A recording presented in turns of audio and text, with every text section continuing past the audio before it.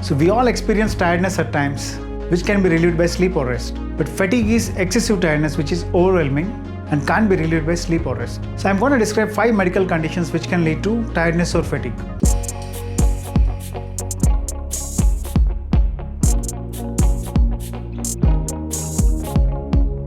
Depression and anxiety. So either of feelings, if they are transient and for a short periods, are quite common. If depression or anxiety is constant and continuous, so they can become a disorders and can lead to tiredness and fatigue during the daytime. Often these disorders lead to disturbance of sleep pattern, and usually they drain energy out of us. Diabetes. So one of the most common symptoms of diabetes is tiredness or fatigue. So the symptoms being excessive urination at night times, feeling thirsty and recurrent infections. So in diabetes, in spite of having high blood glucose levels, our body has an inability to utilize those glucose stores, so which leads to tiredness and fatigue. Underactive thyroid or hypothyroidism.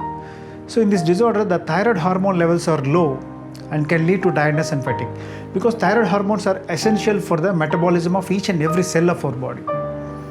Often these patients also have other symptoms like weight gain, dry skin and cold intolerance. Sleep apnea.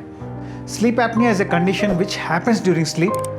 Often during sleep, throat or air passage collapses in these patients and can lead to interruptions in the breathing pattern. So this can lead to loud snoring and drop in blood oxygen levels. So often these patients have a disturbed sleep pattern and they feel exhausted and tired during the daytime. Anemia. So even though I am describing this as a last differential, this is quite common among community. The most common cause of anemia being nutritional deficiency.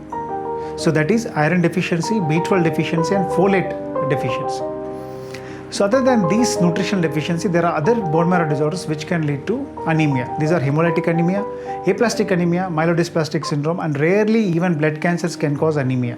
So if you have fatigue or excessive tiredness, so meet your physician nearby and get a basic CBP and check your hemoglobin.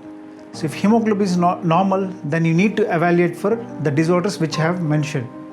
All these conditions are easily treatable if diagnosed early. Thanks for watching.